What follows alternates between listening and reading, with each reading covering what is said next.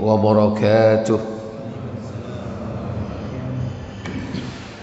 إن الحمد لله نحمده ونستعينه ونستغفره ونعوذ بالله من شرور أنفسنا ومن سيئات أعمالنا. من يهده الله فلا مضل له ومن يضلل فلا هادي له. وأشهد أن لا إله إلا الله وحده لا شريك له وأشهد أن محمدا عبده ورسوله لا نبي بعده. اللهم صل وسلم وبارك على محمد صلى الله عليه وعلى آله وأصحابه ومن تبعهم بإحسان إلى يوم الدين. أما بعد. Puja dan puji syukur kita panjatkan hanya kepada Allah Jalla wa'ala yang telah melimpahkan karunia kepada kita pada pagi yang berbahagia ini. Dipertemukan kita kembali dalam keadaan sehat walafiat, dalam kondisi tetap iman dan membawa Islam. Semoga Allah selalu memelihara kita sampai akhir hidup kita istiqamah di dalam iman dan amal soleh. Semoga Allah memberikan kita nikmat di akhir hidup kelak dengan husnul khatimah. Tak lupa salawat dan salam semoga tetap terlimpah kepada junjungan kita Nabi besar Muhammad sallallahu alaihi wasallam beserta seluruh keluarga dan keturunan beliau, para sahabatnya dan seluruh pengikutnya hingga tibanya hari kiamat. Ikhwatal iman, a'izzakumullah, masih melanjutkan pembahasan tentang perjalanan akhirat, bahwa terdapat tanda-tanda sebelum terjadinya kehancuran total, kehancuran seluruh alam semesta. Tanda-tanda tersebut disebut dengan asyratus sa'ah. Asyratus sa'ah itu tanda-tanda kiamat. Para ulama membagi tanda itu menjadi dua. Ada alamatul kubra, tapi juga ada yang disebut dengan alamatus sughra, tanda besar, dan ada tanda kecil.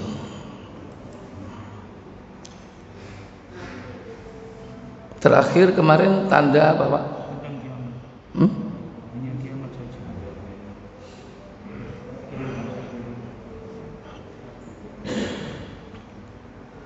Tentang definisi kiamat.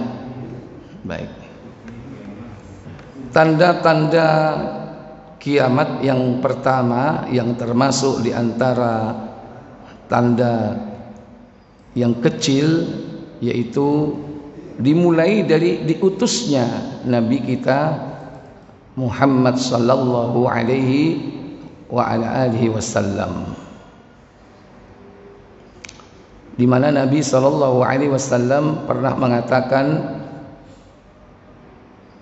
bu'istu wa yaumal qiyamah kahataini, diutusnya aku dan hari kiamat itu seperti dua jari. Beliau menunjukkan yakni asy-syabbabah wal wusta. Beliau mengisyaratkan dengan dua jari telunjuknya dan juga yakni jari tengahnya. Kemudian yang kedua,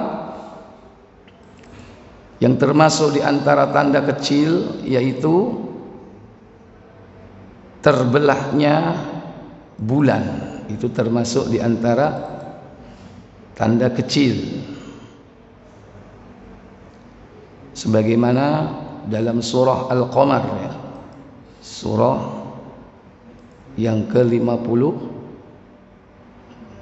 berapa? 54.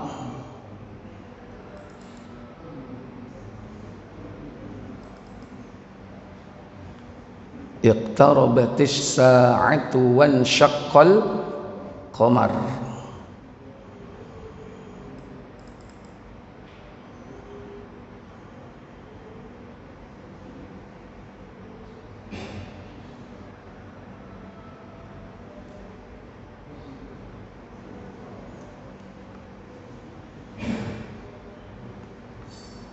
Ini rusak.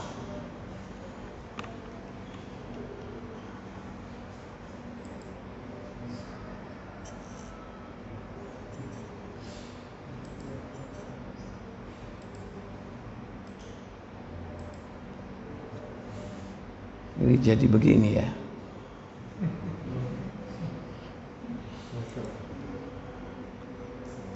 Tulisan Arabnya jadi begini.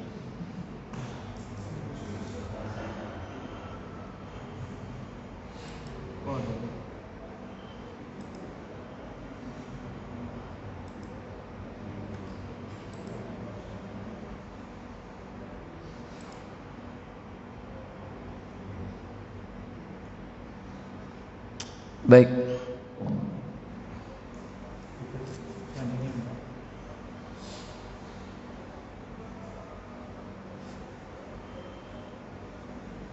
Baca nomor ayat 1 sampai 2 surah 54 Al-Qamar.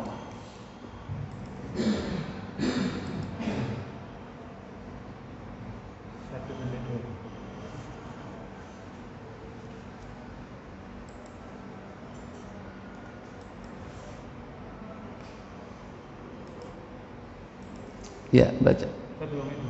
Iya. Surat Al-Qamar ayat 1 sampai 2. Yang artinya telah dekat datangnya saat itu dan terbelah bulan. Dan jika mereka, yaitu orang-orang musyrikin, melihat suatu tanda atau mukjizat, mereka berpaling dan berkata, ini adalah sihir yang terus menerus. Iya. Allah tabaraka wa ta'ala berfirman dalam surah Al-Qamar, yaitu surah yang ke-54, iqtarabatis sa'atu wan syaqqal qamar.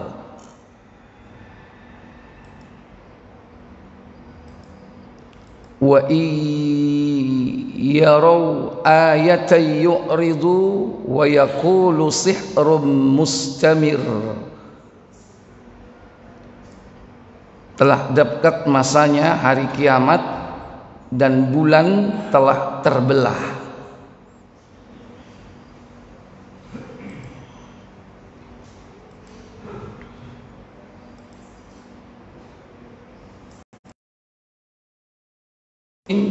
Jika mereka orang-orang musyrik melihat tanda mukjizat itu, mereka berpaling dan mengatakan bahwa itulah sihir yang terus menerus. Baik. Pernah terjadi di zaman Rasulullah itu, mereka minta untuk ditunjukkan mukjizat, di antaranya terbelahnya bulan ini. Tapi akhirnya mereka tidak mau mengakui juga. Katanya itu adalah sihir. Baca Muslim 2397.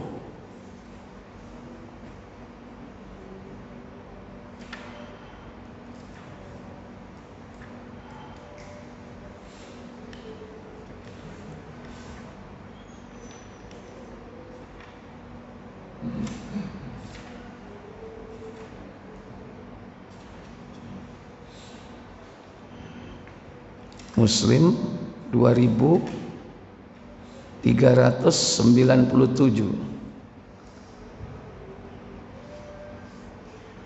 Dari Anas radhiyallahu anhu, katanya penduduk Mekah meminta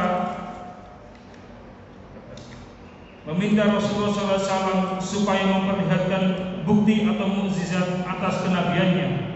Lalu beliau perlihatkan kepada mereka 2 kali, yaitu bulan terbelah 2. Ya, dan itu terjadi di zaman Rasul sebanyak 2 kali terbelahnya bulan.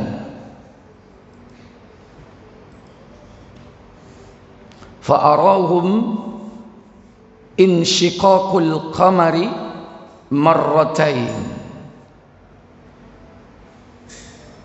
Dan itu terjadi, kata Nabi SAW, kata Anas bin Malik, bahwasanya manusia pada waktu itu, orang-orang kafir Quraisy, yakni ahlul Makkah, minta kepada Nabi SAW ayyarahum ayatan, untuk memperlihatkan mukjizat, bukti-bukti kebenaran beliau. Tetapi tetap saja dipikir itu adalah sihir, padahal dia yakin itu bukan sihir. Karena ketika para pedagang yang datang dari negeri Syam kembali ke Mekah ditanya, apakah pada malam ini kau melihat bulan terbelah? Mereka yang berada di negeri Syam mengatakan benar bahwa bulan telah terbelah. Dan itu tidak mungkin kalau sihir, karena sihir itu tidak bisa melampaui jarak yang jauh. Antara negeri Syam dengan Mekah sangat jauh. Kalau perjalanan dulu naik unta berapa kira-kira? 1 bulan. Jadi itu contoh. Orang-orang kafir Quraisy itu menolak bukan karena mereka mengetahui bahwa Nabi itu adalah orang yang benar, tapi mereka karena sombong, dengki, akhirnya menolak kebenaran yang dibawa oleh Nabi kita. Tanda berikutnya yang ketiga, yaitu munculnya api di Hijaz yang menerangi punuk-punuk unta sampai ke negeri Basrah. Dan ini dicantumkan dalam kitab para ulama, di antaranya Dr. Sulaiman Al-Asqar, termasuk juga Imam Ibnu Katsir. Beliau memasukkan salah satu tanda kiamat yang diantaranya, yakni alamatus sughra, yakni munculnya api yang ada di negeri Hijaz. Coba baca 2467 KBC, dicek, coba dicek ada nggak di situ.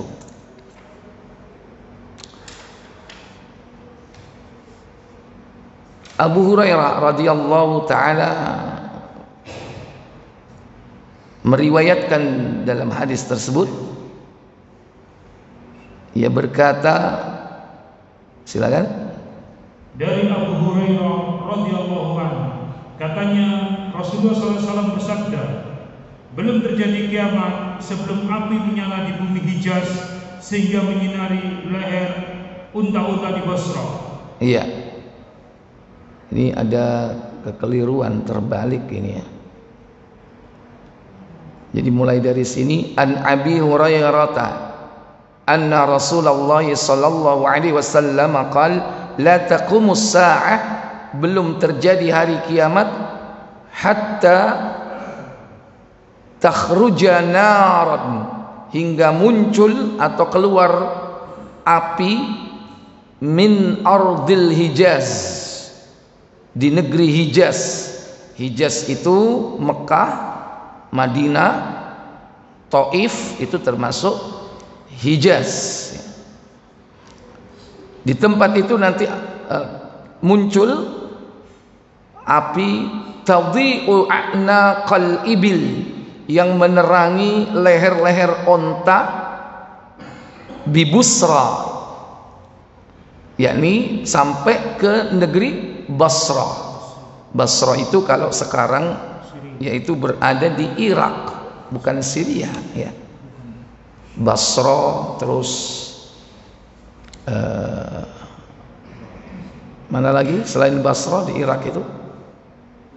Kufa, ya, yang sempat menjadi ibu kota Islam, ya, Kufa. Basra, kalau Kufa itu yaitu pada zaman Ali bin Abi Thalib, karena setelah syahidnya sahabat Utsman bin Affan, pemerintahan tidak berada di Madinah tapi berada di negeri Basra. Setelah itu baru berganti dengan sistem al-mamlakah, yaitu kerajaan. Maka pindah lagi, yaitu ibu kotanya di negeri Syam. Karena yang jadi raja siapa? Muawiyah bin Abi Sufyan. Baik. Jadi ini salah satu di antara yang pernah disebutkan Nabi sallallahu alaihi wasallam tentang tanda kiamat, dan ini masih tanda kecil. Selanjutnya yaitu penaklukan dan peperangan. Itu yang akan terjadi. Di dalam Sahih Tirmidzi 2239.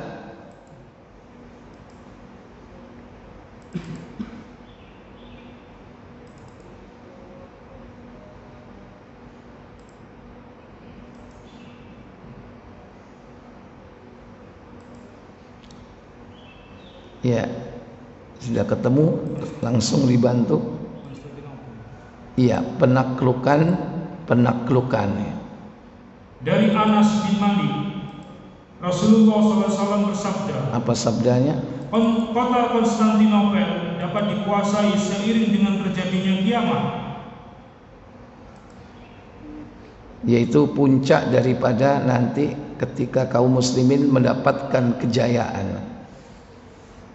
Konstantinopel itu kalau sekarang namanya apa, Pak? Turki. Dan Turki itu negeri kekhilafahan yang terakhir. Sebelum sekarang ini sudah nggak punya pemimpin sentral. Setelah masa khalifah menjadi masa kerajaan.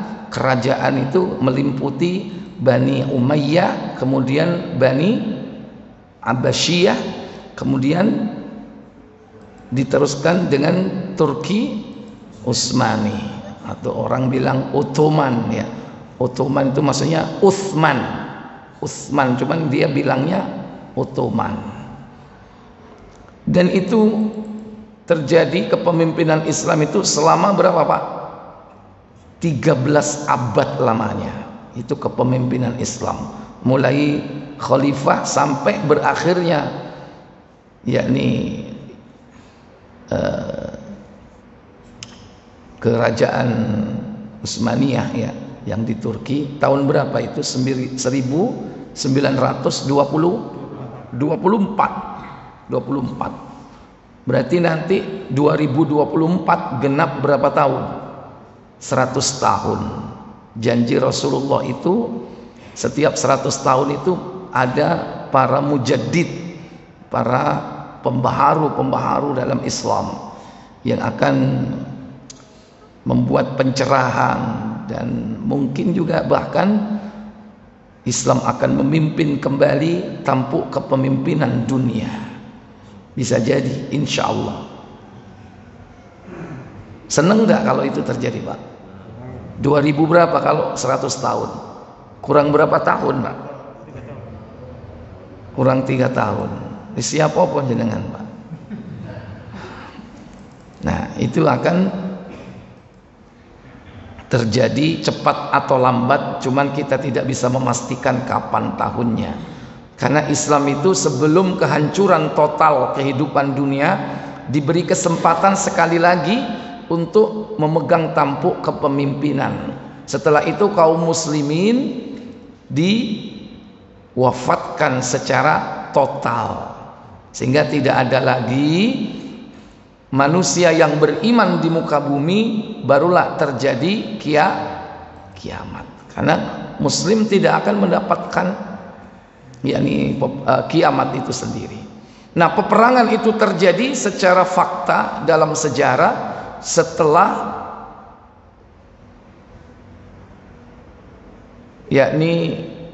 terjadinya fitnah antara Ali bin Abi Thalib dengan Ummul Mukminin Aisyah. Dan itu awalnya dari apa? Terbunuhnya Utsman bin Affan radhiyallahu taala anhu. Terjadi fitnah.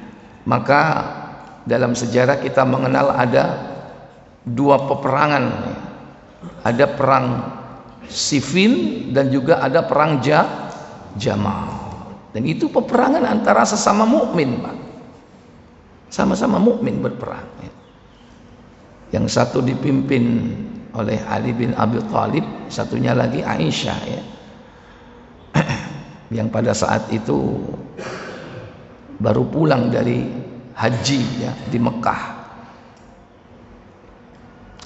Nah, itulah fitnah yang terjadi. Dan kemudian fitnah peperangan antar muslim itu akan tetap ada sampai akhir zaman. Karena 3 doa Nabi yang tidak dikabulkan cuma 1. 2 doa pertama Nabi meminta supaya umatnya tidak diberikan azab bencana seperti umatnya Nabi Nuh, yaitu banjir. Dan yang kedua supaya Nabi berharap supaya umatnya ini tidak terkena bencana kelaparan seperti pada zaman Nabi Yusuf. Tapi yang ketiga, ketika Nabi meminta supaya agar umatnya ini tidak saling bertikai, berseteru, berperang, maka itu tidak dikabulkan oleh Allah, karena itu sudah ketetapan takdir Allah tabaraka wa ta'ala. Kemudian selanjutnya yaitu munculnya para pendusta, nabi-nabi palsu. Dalam Sahih Muslim 2474 dikabarkan nabi palsu itu pun sampai jumlahnya sebanyak 30 orang jumlah nabi palsu.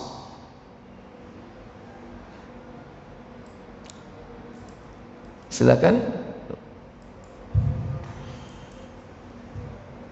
Dari Abu Hurairah radhiyallahu anhu, dari Nabi sallallahu alaihi wasallam bersabda. Apa sabdanya? Belum terjadi kiamat sebelum dibangkitkan para dajjal, pembohong besar yang jumlahnya hampir 30 orang. Semua mengatakan bahwa mereka adalah Rasulullah. Kata Nabi sallallahu alaihi wasallam, la taqumus sa'ah, belum terjadi kiamat atau tidak akan terjadi kiamat hatta yub'atsa dajjalun, hingga dibangkitkan para dajjal. Siapa mereka? Kazzabun, yaitu para pembohong besar. Jadi kalau ada besar ada apa, Pak? Kecil. Kalau pembohong kecil itu ribuan, Pak, bahkan jutaan. Siapa mereka? Dukun. Dukun itu pembohong. Banyak nggak di Indonesia? Aja nggak dukun? Gudangnya. Di tempat lain, di negeri-negeri lain juga ada dukun, ya. Mirip dengan tukang apa? Tukang sihir, tukang ramal. Itu banyak jumlahnya. Masing-masing negeri memiliki para dajjal. Dajjal kecil. Nah, kalau dajjal yang besar itu jumlahnya qaribun min thalathin. Jumlah mereka hampir mendekati 30 atau totalnya 30. Dan ciri-ciri mereka adalah kulluhum yaz'umu annahu Rasulullah. semuanya mengatakan bahwa mereka adalah utusan Allah.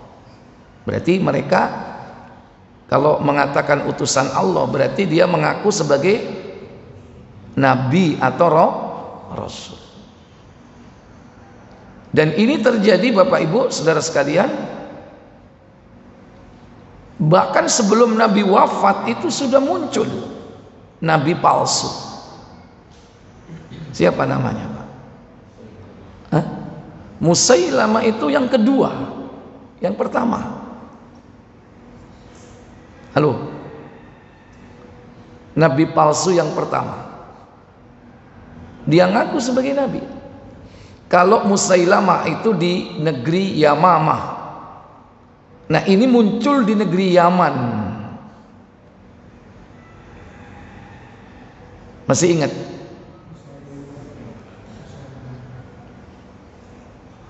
Ya. Abdullah bin Ubay itu gembong munafik kalau itu. Dia nggak ngaku nabi dia ya. Cuman dia orang munafik, pentolannya munafik. Jadi yang di negeri Yaman itu adalah Al-Aswad Al-Unsi. Ada yang mengatakan Al-Ansi. Orangnya memang hitam, makanya disebut Al-Aswad. Besar.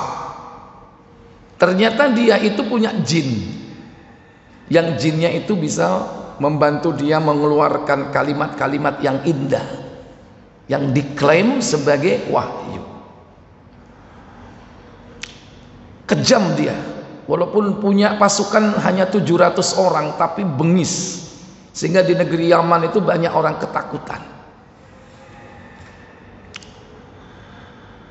Maka Rasulullah ketika mendengar itu, dikirimlah sahabat Nabi bernama Mu'ad bin Jabal ke negeri Yaman untuk mendakwai, untuk memperingatkan Al-Aswad Al-Ansi ini.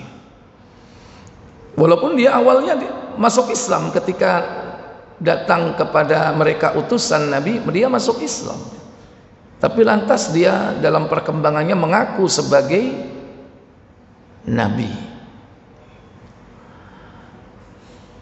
Kemudian setelah sampai di sana, ada 3 orang dalam sejarah yang dicatat oleh Imam Ibnu Katsir dalam kitab beliau yang berjudul Al-Bidayah wan Nihayah, khususnya pada masa akhir dari kepemimpinan Rasulullah. Di negeri Yaman itu ada 3 orang. Pertama Qais bin Abdiyagus, yang kedua Zazawai, yang ketiga Fairus. 3 orang inilah yang tercatat dalam sejarah membantu menyelesaikan urusan Al-Aswad Al-Ansi. Karena tidak mau kembali kepada Islam, maka keputusan harus dibunuh, dihukum. Dan tidak ada hukuman bagi orang yang mengaku sebagai nabi. Hukuman apa? Mati. Yang Indonesia di Jarno seurip nggak? Musate. Nah, dia edan masih ada nggak? Hah? Sudah mati. Oh berarti wis wayahe. Jadi pada malam di mana ditentukan eksekusi terhadap Al-Aswad, 2 orang ini sudah mengintai, 3 orang ya tadi. Nanti yang menjadi algojo itu Fairus. 2 orang itu yang akan memegangi. Ini antum baca dalam kitab Al-Bidayah wan Nihayah. Insya Allah kalau fase Khulafaur Rasyidin itu sudah ada terjemahnya, penerbitnya Darul Haq.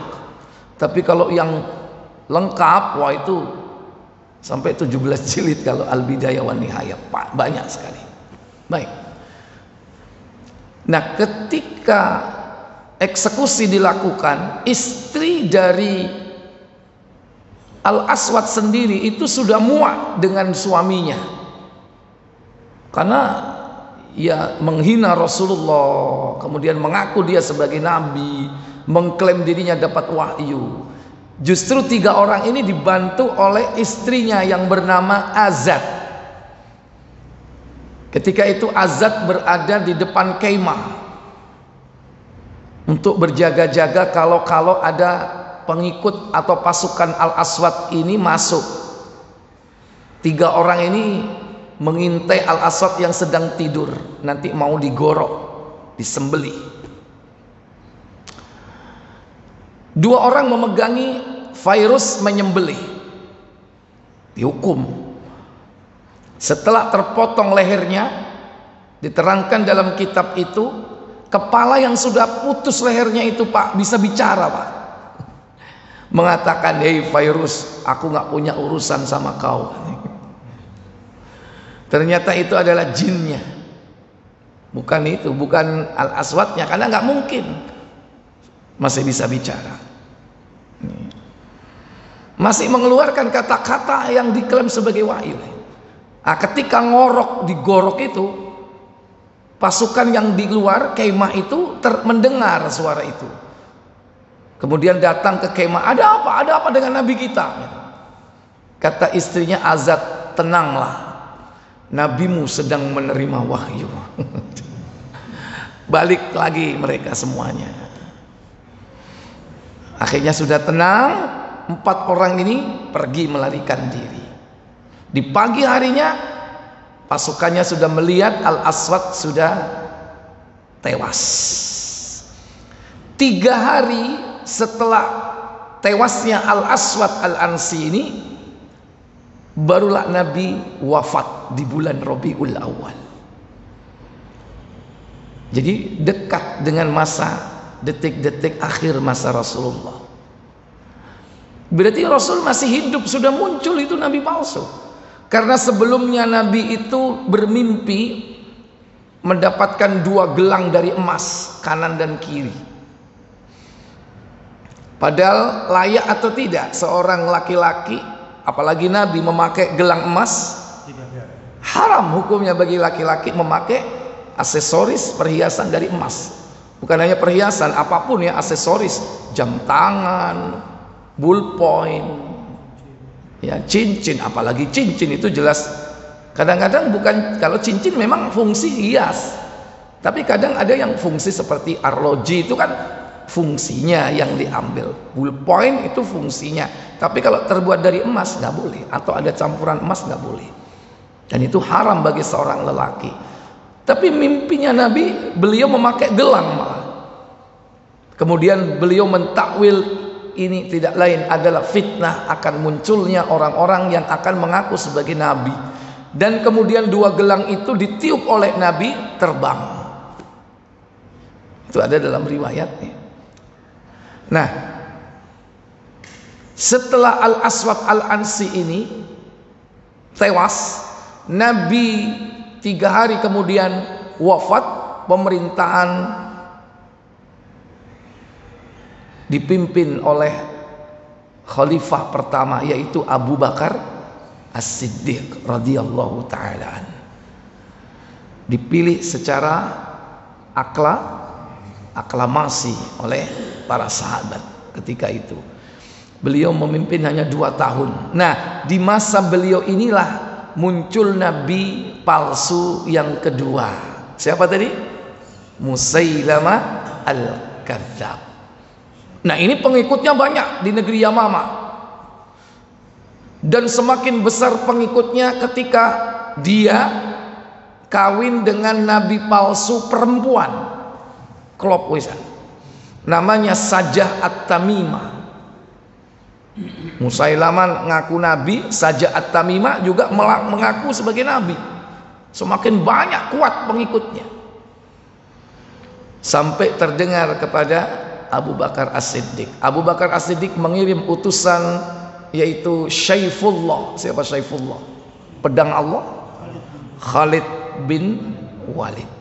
Khalid bin Walid diutus ke negeri Yamama untuk memperingatkan Musailamah Al-Kadzdzab, tapi dia tetap menolak. Kalau ada nabi dari Bani Mudhar maka ada nabi dari Bani Rabi'ah katanya.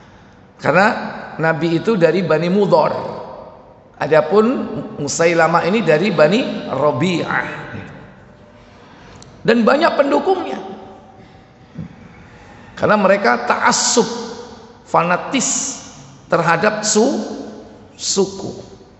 Lebih baik walaupun salah kita mendukung suku Rabi'ah. Itu prinsip dari mereka. Karena mereka tidak mau diperingatkan kembali kepada Islam, maka terjadilah perang besar yang bernama Perang Yamamah yang terjadi di masa masa Abu Bakar.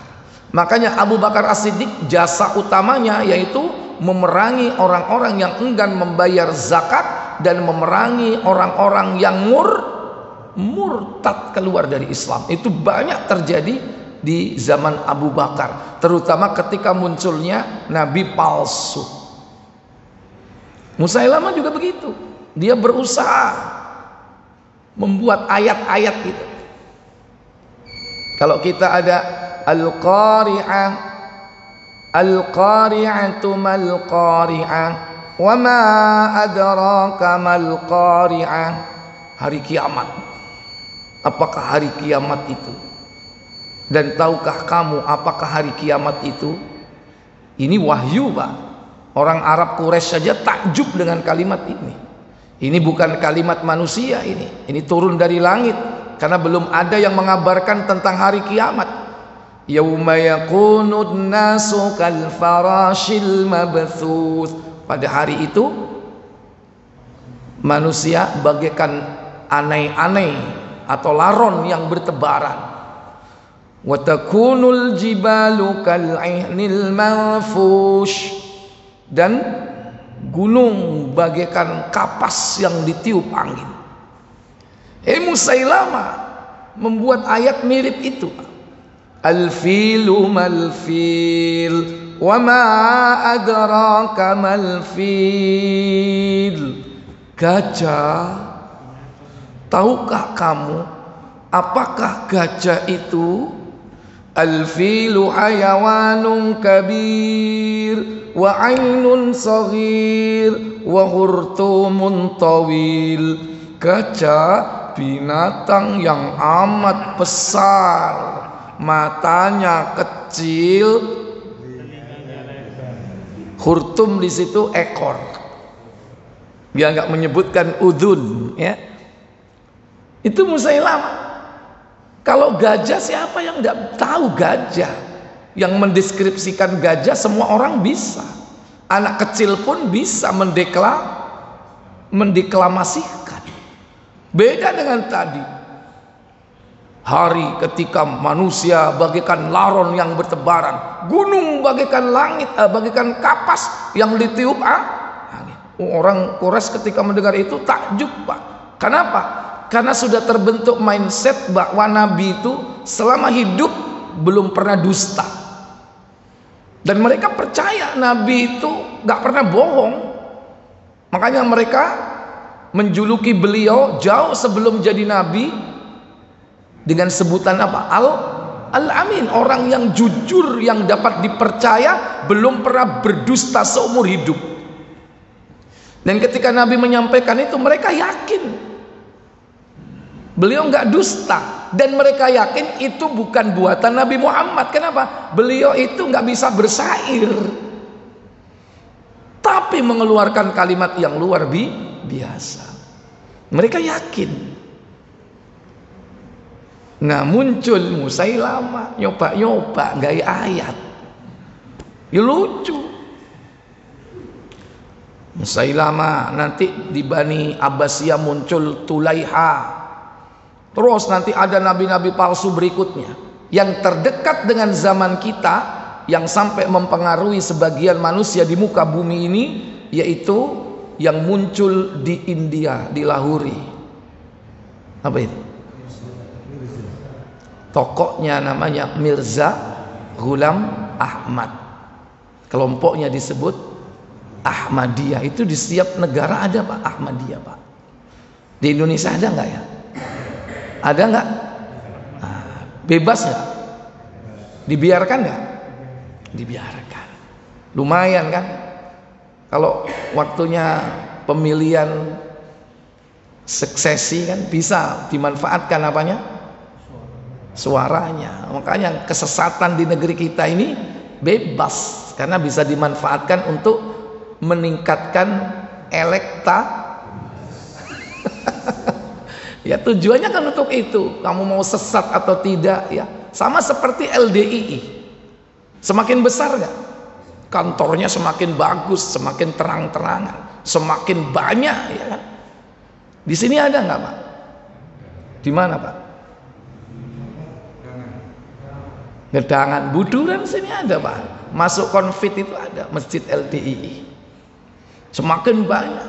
Padahal mereka menganggap selain dari mereka apa? Kafir. Itu yang berbahaya kan. Makanya para majelis ulama dari dulu menfatwakan LDII apa? Sesat. Tidak berubah fatwa itu. Tapi ya tetap dipelihara. Ya. Antum banyak melihatnya testimoni orang-orang yang keluar dari mereka. Saya ada jamaah LDII ya, yang di Mojokerto namanya Pak Sutoyo itu dimusuhi bahkan mau dibunuh karena keluar dari LDII. Sampai sekarang musolahnya dia punya musolah. Waktu itu musolahnya untuk LDII. Sekarang alhamdulillah untuk kajian sunnah di sana. Ada lagi di Sugio. Saya dapat istri orang Lamongan Pak. Itu Sido Melangean.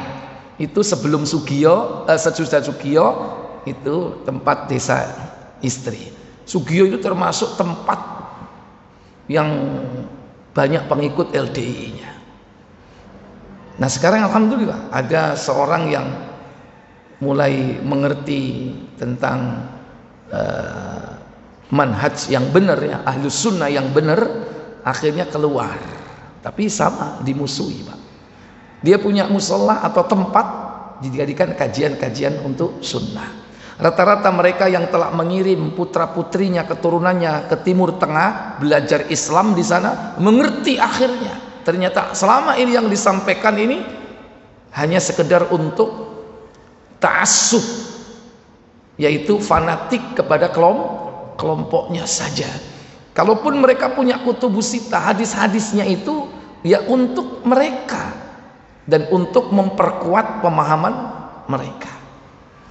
Ya semoga Allah tabaraka wa ta'ala memberikan hidayah bagi kita semua supaya bisa mengenal, mengerti mana yang hak dan mana yang batil. Tapi untuk selama ini belum sampai sempat mengklaim bahwa ada nabi di kalangan mereka. Cuman itu saja ya. Tapi kalau yang lainnya seperti Musaddiq ya, muncul kelompok Gafatar, itu kan tokohnya Musaddiq sebagai nabinya, dan mereka hijrah ya, yang dari Jawa, dari Sumatera pindah ke Kalimantan karena mereka sudah membuat komunitas di sana, ibaratnya darul hijrahnya mereka. Itu Musaddiq. Gafatar, Gerakan Fajar Nusantara. Ya alhamdulillah sudah ketahuan kalau ini adalah aliran yang sesat. Ikhwatal iman aizakumullah. Dan ini akan terus bisa muncul sampai akhir zaman. Cuman kita nggak tahu, seperti Musaddiq, kemudian Lia Edan yang di negeri kita ini sudah nomor berapa dajjalnya, karena mereka mengaku sebagai nabi. Apakah yang keberapa sekarang kita nggak tahu. Tapi yang pasti nanti yang ke-30 itu yang datang dengan ciri khusus, yaitu matanya picek, tertutup mata sebelah kanannya.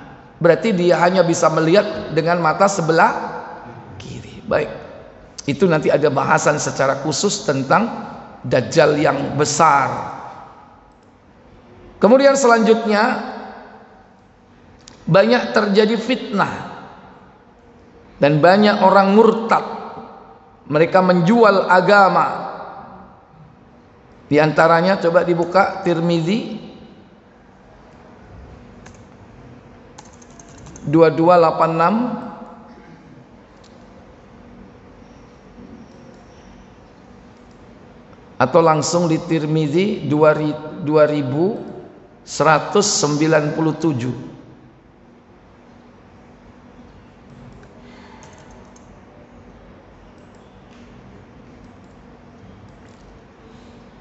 Nabi memerintahkan badiru bil a'mal, segeralah kalian beramal saleh, fitanan.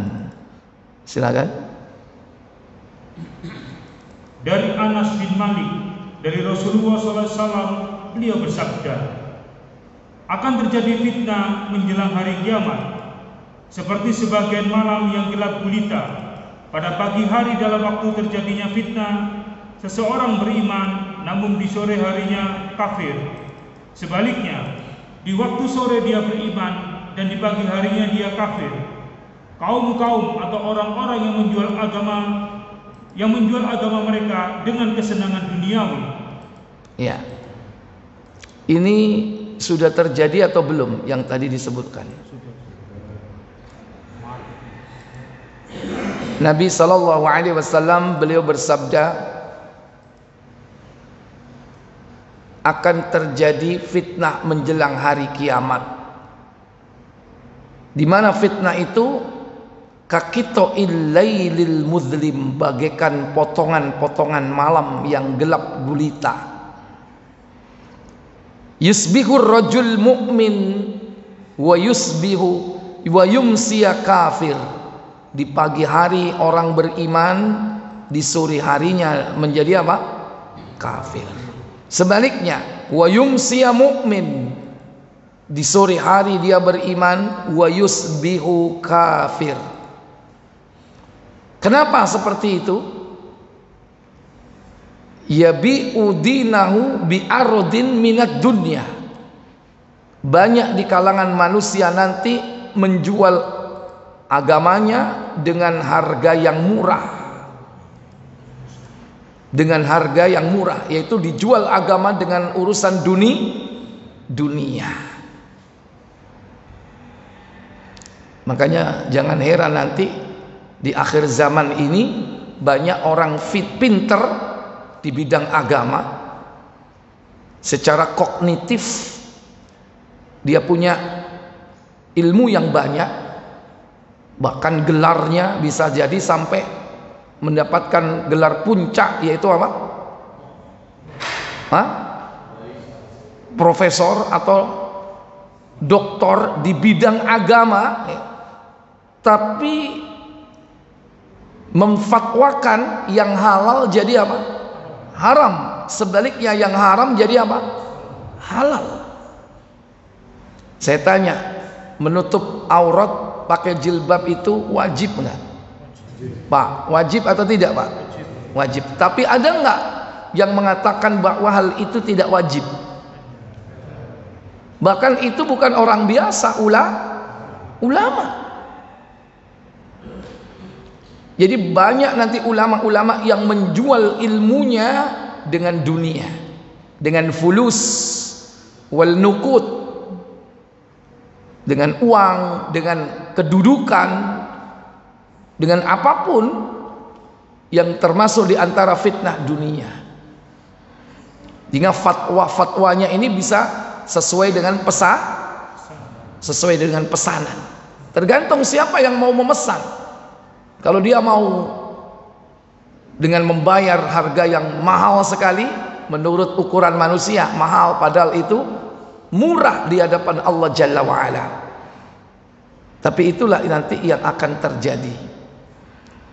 Nah, ini juga berlaku bukan hanya untuk para ulama, berlaku siapapun di antara kita yang punya ilmu. Jangan sampai ilmu kita jual untuk sekedar dunia. Sudah mengerti kita hukumnya ya, tapi kadang diterjang. Sudah tahu itu haram, tapi diterjang. Tetap dilakukan.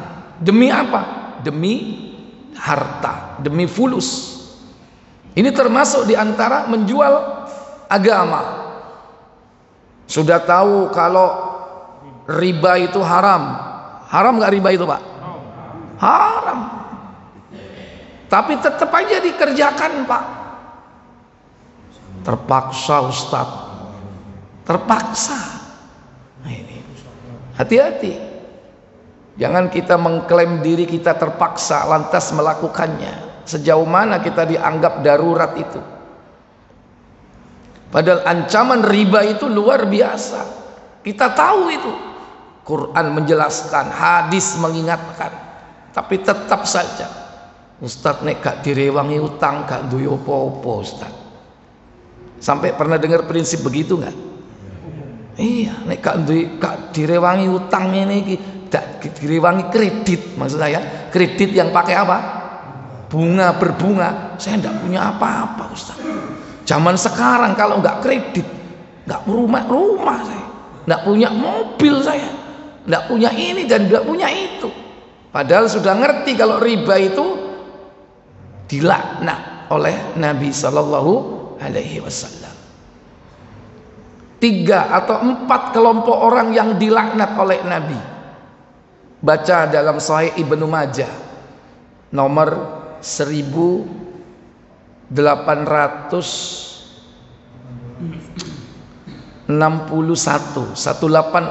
kalau tidak salah.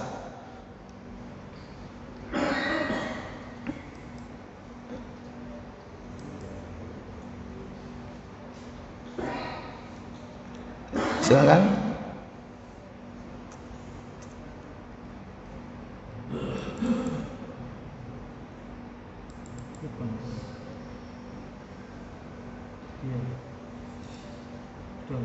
Silakan. Dari Abdullah. Sebentar suaramu. Dari Abdullah bin Mas'ud radhiyallahu anhu bahwa Rasulullah SAW melaknat orang yang memakan harta hasil riba, orang yang memberi makan harta riba kepada orang lain, 2 saksinya dan juru catatnya. Iya. Jadi riba itu yang berkaitan dengannya sama-sama dilaknat. Yang pertama, kata Abdullah bin Mas'ud bahwa Rasulullah sallallahu alaihi wasallam pertama la'ana Rasulullah akilar riba, melaknat orang yang memakan harta hasil riba. Berarti memakan apanya, Pak? Anak-ane. Gak syukur mana mutu. Anak putu terus. Namanya kan apa itu? Bunga berbunga, bunga majemuk, ya kan? Itu. Kalau itu dimakan, ini kena ancaman dari Nabi. Orang yang memakan harta hasil riba, baik secara modern ataupun secara konvensional. Kadang-kadang masih ada itu yang keliling ngasih pinjaman. Bang apa ibu? Berapa itu, Pak? Kalau di tempat saya itu dekat pasar, rolas. Jadi ini utang 1 juta balik 1 juta, utang 100.000 balik 120. Nggak tahu kalau di sini berapa anak? Podo. Oh, podo tiba-tiba. Yang kedua, orang yang memberi makan harta riba kepada orang lain. Wa mukilahu, kata Nabi. Mukilahu, pemberi makan harta riba. Siapa? Yang ngangsur plus dengan bunganya. Berarti yang nyicil termasuk dilaknat. Yang memberi makan. Kan kita bayar pokoknya plus dengan bunganya kan, Pak? Itu. Yang ketiga, wasyahidaihi, 2 orang saksinya. Yang keempat, wakatibahu, juru catatnya. Pokoknya yang termasuk kategori di sini ya yang terlibat dalam sistem itu. Bu pegawai ini ya kan, bu administratornya ya, juru catatnya, termasuk saksi juga. Kalau ada transaksi riba yang besar, termasuk notarisnya, termasuk enggak itu? Termasuk. Hati-hati, semua ini dilaknat. Dan kadang orang tahu seperti ini tetap dijalankan, tetap diterjang. padahal sudah ngerti. Nah itulah nanti akan terjadi fitnah di akhir zaman ini. Ada yang mengatakan tadi kufur di waktu pagi, beriman di waktu pagi, kufur di waktu sore. Kufurnya ini macam-macam, karena para ulama membagi kufur itu dua, kufur akbar dan kufur kecil. Kalau kufur akbar itu sampai keluar dari Islam, keluar dari Islam, murtad. Contoh wong lanang, ya kan, terfitnah oleh wanita ayu tapi kafir. Mas, aku gelem dadi bojomu, tapi kon kudu melo aku. Ada nggak laki-laki akhirnya murtad hanya karena wanita? Hah? Oke. Ngikuti berarti sampean ya. Ngikuti tren berarti. Jadi itu contoh. Berarti menjual agama dengan dunia, termasuk wanita itu dunia nggak Pak? Dunia. Nah itu. Ada lagi yang mungkin kekufurannya itu melakukan kekufuran kecil, ya, tapi tetap saja dosa apa? Dosa besar. Seperti riba ini. Pelaku riba ini tidak akan sampai keluar dari Islam, tidak sampai murtad, tapi termasuk dosa besar. Apalagi yang memakan hasil riba. Kenapa? Dosa riba itu ada 70 jenis. Ada 70 jenis. Dalam satu dosa yang namanya riba, di dalamnya ada 70 jenis. Yang paling ringan adalah seperti menzinai ibunya sendiri. Itu dosa riba. Ngeri nggak Pak? Ngeri. 1858 iya coba dicek 1858 itu Ibnu Majah. Silakan. Dari Abu Hurairah radhiyallahu anhu, ia berkata, Rasulullah SAW bersabda. Apa sabdanya? Riba memiliki 70 jenis dosa. Ar-riba sab'una huban. Riba itu memiliki 70 jenis dosa. Terus. Dan yang paling rendah atau ringan dosanya adalah layaknya seorang lelaki mengawin ibunya. Iya. Wa aisaruha, yang paling ringan dari dosa riba itu adalah zawwajar rajulu ummahu, yaitu seseorang mengawini atau menzinai ibunya sendiri. Keji nggak itu Pak? Non Islam aja Pak, mengawini ibu itu aib nggak? Aib. Kan ada cerita, bukan dari Islam kan? Cerita apa itu? Anaknya mengawini ibunya sendiri. Sangkuriang. Weroi. Berarti ngrungokno Tangkuban Perahu. Ya itu. Sangkuriang ya. Yaitu walaupun istilahnya apa? Legenda atau cerita yang belum tentu benar. Belum tentu benar cerita itu. Tapi sebetulnya itu memberikan nilai-nilai bagi mereka penganut agama itu, bahwa menikahi ibu sendiri itu jelek. Itu agama lain Pak. Apalagi kita sebagai seorang muslim. Wal iyadzubillah. Jangan sampai terjadi.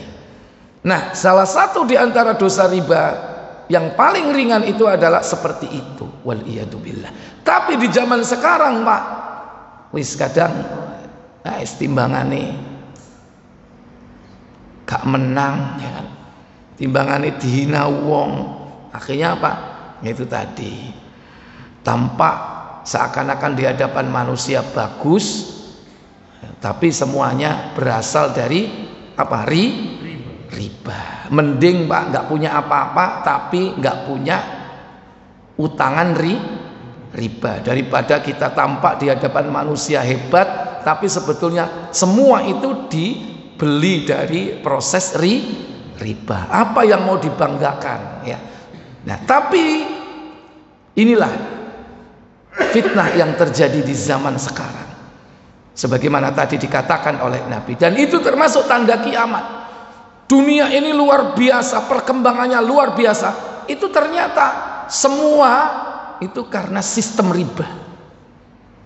Maaf, infrastruktur dibangun itu sistem riba enggak? Saya tanya, jalan dibangun, infrastruktur dibangun, pinjamannya dari mana Pak? Pak, dalam negeri atau luar negeri? Luar negeri. Saya tanya, luar negeri minjamkan ke kita pakai bunga enggak Pak? Pakai. Orang bangun gedung-gedung yang tinggi, bangun fasilitas kehidupan sekarang, mayoritas itu dengan sistem riba. Makanya kita paling tidak menjaga diri kita jangan sampai terlibat di dalamnya. Wallahu a'lam. Baik. Mungkin saya pikir sampai di sini karena sudah jam setengah berapa ini? Setengah 6 ya. Karena waktu subuh lebih mendahului ya. Silakan kalau ada pertanyaan saya berikan kesempatan. Monggo kepada Bapak Ibu. Ibu-ibu boleh ditulis ya. Silakan. Ustaz, ya. Ya. seandainya kalau dalam sistem yang sekarang ini kayak di bank, apakah seorang yang bukan dalam sistem itu mungkin kayak OB, terus orang-orang bagian teknik itu apa juga bagian dari sistem itu Ustaz? Kerjanya mungkin bukan bagian nyatet. Bukan bagian nyatet. Tapi dia kerjanya di situ. Gitu. Tapi dandani mesinnya. Iya, itu makanya. Iya, berarti tolong menolong ya. Termasuk nulung ya? Hah? Ya, karena ayat Allah Al-Maidah, buka surat Al-Maidah ayat yang kedua. Ta'awanu 'alal birri wat taqwa wa la ta'awanu 'alal ismi wal 'udwan. Apa kata Allah? Iya. Panjang itu saya potong tadi ya, silakan. Ayo, langsung aja dibaca semuanya boleh. Hai orang-orang yang beriman, janganlah kamu melanggar syiar-syiar Allah, dan jangan melanggar kehormatan bulan-bulan haram, dan jangan mengganggu binatang-binatang hadnya, yang binatang-binatang khalaid, dan jangan pula mengganggu orang-orang yang mengunjungi Baitullah sedangkan mereka mencari karunia dan keridhaan dari Rabb-Nya. Dan apabila kamu telah menyelesaikan ibadah haji, maka bolehlah berburu. Dan janganlah sekali-sekali kebencianmu kepada suatu kaum karena mereka menghalang-halangi kamu dari Masjidil Haram, mendorongmu berbuat aniaya kepada mereka. Dan tolong menolonglah kamu dalam mengerjakan kebajikan dan takwa, dan jangan tolong menolong dalam berbuat dosa dan pelanggaran. Ya, ini landasan hukumnya. Pertama, kita diperintah tolong menolong dalam urusan kebaikan dan takwa. Seluruh muamalah di dalam Islam yang diatur secara syar'i, semua prinsipnya adalah prinsip ta'awun. Ta'awun itu apa? Tolong menolong. Jual beli itu tolong menolong itu sebetulnya. Jangan dianggap hanya sekedar transaksi penjual dan pembeli. Tapi kita di situ yang penjual memberikan kebutuhan kepada pembeli, sang pembeli memberikan faedah kepada penjual, pemilik produk, ya kan? Jadi ada konsep tolong menolong. Apalagi akadnya itu bukan jual beli yang ada untung profit duniawiyah. Menolong dengan cara meminjami itu termasuk ta'awun. Itu luar biasa dalam Islam itu Pak. Meminjami orang itu tujuannya untuk cari pahala. Kalau dia tidak mampu membayar pada waktu tempo yang ditetapkan dan kita masih memberikan kelonggaran, maka setiap hari kita akan mendapatkan pahala 2 kali lipatnya. Tergantung nyelangi piro. Itu. Makanya orang itu seneng sampean cak gak iso bayar, ya wis gak popo, sampean bayar ku nek ono. Tiap hari kita dapat pahala. Masalahnya kita itu iman apa enggak gitu loh. Tapi kalau orang materialisme, man rek 10 juta wis 2 tahun gak dibalik-balikno. Umpama tak tekek bank iku wis piro iku? Makanya aku ya kudu njaluk apa? Kembangin. Mosok 10 tahun nyelang 2 juta, 10 tahun balik 2 juta. Gak ono ajine duitku iki. Ya kan? Karena terkena dampak apa? Inflasi. Sehingga nilainya menjadi kurang. Dengan alasan itulah akhirnya apa? Orang ketika meminjamkan duit harus ada profit. Jadi yang diutamakan adalah keuntungan duniawiyah. Kenapa? Karena pola pikirnya adalah materialis. Tapi kalau orang Islam yang dipikirkan adalah kebaikan akhirat, yaitu pahala. Yang kedua, kalau kita mengikhlaskan duit itu yang kita pinjamkan untuk tidak dibayar, maka harta yang kita pinjamkan dan kita ikhlaskan itu akan menjadi naungan kelak di hari kiamat.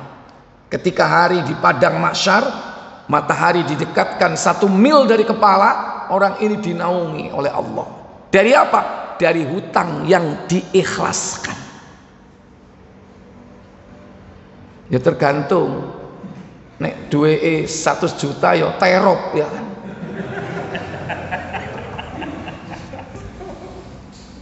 Sampean 1.000 ya iso ae ikhlas kopluk. Ya. Jadi itu prinsip dalam Islam. Semua itu muamalah dalam rangka ta'awun. Nah, kita tidak boleh yang ketiga, wala ta'awanu 'alal ismi. Tolong menolong dalam berbuat dosa dan juga apa? Pelanggaran. Tidak boleh kita tolong menolong dalam urusan dosa dan pelanggaran. Nah, termasuk tadi itu membantu transaksi ya. Termasuk bank atau lembaga riba itu punya aset enggak? Lah asetnya sampean pelihara. Mesin itu aset enggak? Sampean pelihara, sampean teknisi, podo ae. Itu namanya tolong menolong.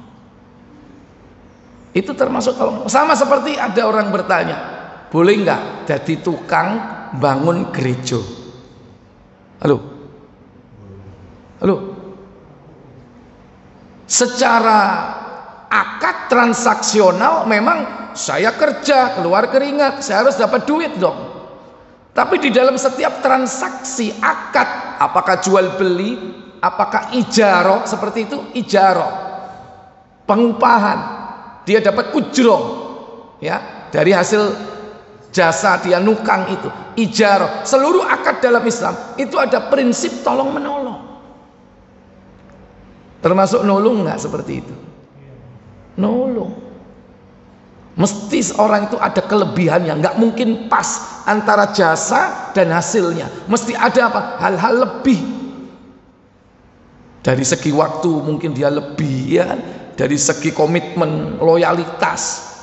Apalagi dia profesional, ya. Kadang dia berinovasi. Pak, ini bagusnya itu kalau gereja itu seperti ini, Pak. Itu akan aman. Oh, tolong menolong itu. Mesti ada seperti itu. Oleh karena itu tidak boleh. Dalam Islam itu bekerja yang berkaitan dengan tempat-tempat maksiat. Sampean jadi ojol, maaf. Oleh order nang doli. Saya ono ya. Apa kok gak ada? Wis tutup. Iku lawang ngarepe, sampean gak aru lawang mburi.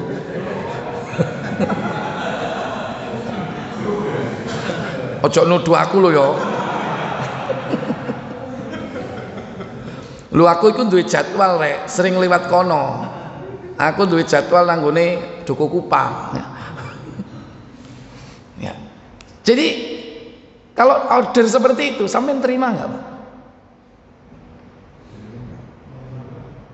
Otomatis sistem. Hah? Sistem lo itu, tahu nggak? Tujuan Wisma Mawar. Wisma Mawar. Orumane ngono. Misalnya begitu, ya kan? Jadi itu contohnya. Di zaman sekarang ini banyak orang sudah nggak memperhatikan halal haram. Dan itu sudah diprediksi Nabi, akan datang suatu zaman orang itu tidak akan memperdulikan halal dan haram lagi. Apakah itu produk, apakah itu jasa. Dia melayani, tapi melayanan dalam rangka apa? Ta'awanu 'alal ismi, tolong menolong dalam perbuatan dosa, wal udwan, dan pelanggaran atau permusuhan. Kita hati-hati. Walaupun di situ ada prinsip-prinsip ekonomi kan, antara pembeli dan penjual. Sekarang begini, kalau kita jual beli dengan pelacure luwe, awak dhewe dodol sego pecel, dosa enggak? Enggak dosa, wong iki umum sego pecel. Bukan berarti menambah semangat dia dengan pecel kita, enggak. Kecuali yang sampean jual itu kondom. Spesifik enggak itu? Spesifik. Kecuali dia minta obat kuat, Ustadz. Katanya Ustadz punya ramuan kuat misalnya. Nah ini pelacur misalnya. Nah itu jelas spesifik, nggak boleh. Atau kita jual pakaian, yang beli kita tahu dia adalah ahli striptis, dia cari bikini.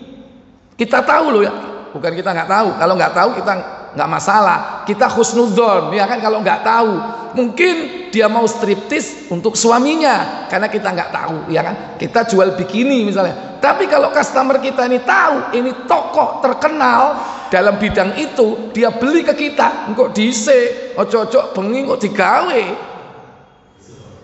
ya kan? Kita ikut andil dosa karena kita tahu dia profesinya apa. Kalau nggak tahu, selesai, kita husnudzon, baik sangka. Nah kita itu sampai seperti itu Pak, harus jeli supaya dalam hidup ini jangan sampai iman yang sudah kita bangun, ilmu yang sudah kita ketahui hancur berantakan seperti sebagaimana hadis tadi. Wallahu a'lam.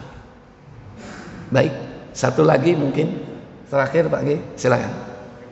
Waalaikumsalam warahmatullahi wabarakatuh. Sekarang kan era digital Ustaz. Ya. Semua yang kita lakukan sekarang kan sudah melibatkan bank. Baik transaksi apapun, kita juga tidak tahu. Otomatis semua transaksi era digital ini sekarang ibaratnya uang tunai sudah hampir hilang, ya kan? Iya. Yang saya tanyakan, transaksi seperti ini haram atau tidak? Ya. Dan juga uang yang masuk ke kita kan gaji itu dari pemerintah atau dari perusahaan, kita juga nggak tahu Ustaz. Juga ada unsur ribanya apa enggak, ini bisa dijelaskan. Baik. Dan itulah Pak kehidupan di akhir zaman ini. Kadang kita ini ada sesuatu yang tidak bisa lepas darinya. Karena apa? Karena kita terlibat dengan sistem. Ya. Sekarang sistem perbankan atau yang melibatkan perbankan seperti sistem transaksi online ya, dengan memakai bukan uang kartal tapi uang digital, dan semua akan diarahkan ke sana. Nah, pasti tidak akan bisa lepas dari dunia perbankan.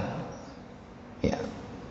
Kita masih punya keinginan supaya kita bisa komitmen terhadap perbankan syariah. Ternyata perbankan syariah sendiri itu masih belum betul-betul syar'i.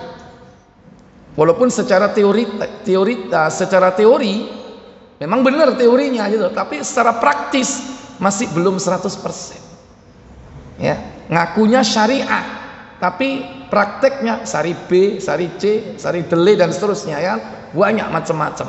Itu yang terjadi. Nah, memang idealnya kalau kita mampu terlepas dari sistem itu semua, bagus Pak. Tapi apa mungkin? Tapi itu pilihan hidup. Seandainya ada orang yang mau seperti itu, misalnya dia nggak punya apa-apa sama sekali, nggak punya akun, tidak punya rekening, dia hidup di puncak gunung, makannya nandur jagung, pohong, sayur-sayur nanam sendiri, iwak ngingu lele. Paling bagus harta mereka adalah kambing yang digembalakan di atas gunung, dan dia nggak berhubungan dengan sistem yang sekarang ada di muka bumi ini, ya kan? Kalau itu dia lakukan dan mampu, itu pilihan hidup. Tapi saya yakin jenengan nggak kira mampu. Angon wedhus nanggone gunung. Ya kan? Padahal Nabi sudah mengabarkan fitnah akhir zaman. Hampir harta kalian yang paling berharga adalah kambing yang digembalakan di puncak-puncak gunung. Untuk apa? Menghindari fitnah. Makanya ada ya orang-orang yang pengen dia itu bersih, itu dia uzlah, namanya istilahnya uzlah. Dia keluar dari hiruk pikuk kemewahan dunia, pergi ke puncak gunung, beribadah di sana sampai mati. Ada yang seperti itu. Tapi sangat sedikit sekali orang yang mampu seperti itu. Tapi kalau kita turun ke kota, pasti akan terlibat sistem.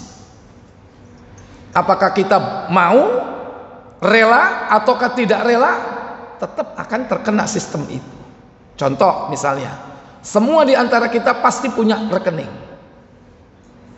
Baik itu mungkin lebih dari satu atau minimal satu.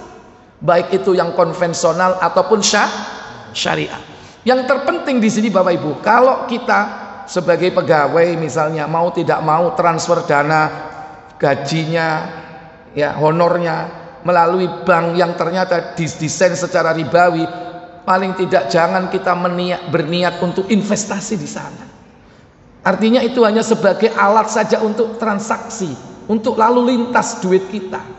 Begitu dana sudah ada di bank ini, digaji 1 bulan misalnya, ya sudah, jangan sampai diniatkan untuk diinvestasikan di sana. Segera apa?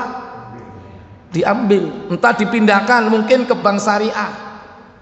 Cari produk yang aman. Ya, karena di bank syariah itu ada produk yang tidak ada bunga dan juga tidak ada administrasi. Namanya wadiah. Jadi cuma nitip untuk keamanan saja, nggak ada duit administrasi dan tidak ada bunga. Jadi ya balance ya, seimbang gitu loh. Cuman nitip aja, ngambil keuntungan keamanan saja. Tapi kalau ATM masih tetap ada biaya, mobile banking masih ada biaya. Tapi untuk program atau produk-produk tertentu itu mereka tidak ada bunga. Nah mungkin itu paling tidak yang barangkali alternatif terakhir sebagai sarana untuk kemudahan dan keamanan. Karena kadang maaf Pak, kalau kita lewat tol mau tidak mau harus top up, nggak Pak? Top up. Dan itu rata-rata bank konvensional. Ada nggak bank syariah? Nggak ada kan? Itu.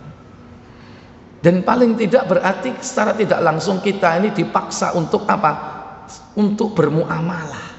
Dan dalam prinsip muamalah itu ada tolong menolong. Ya banyak-banyak istighfar kepada Allah Jalla wa'ala. Kenapa? Maaf, walaupun kita tidak punya sama sekali duit di rekening kita, tapi tetap nama kita ada di tempat itu. Itu portofolio nggak Pak? Penting nggak artinya bagi perusahaan itu? Termasuk menolong nggak itu?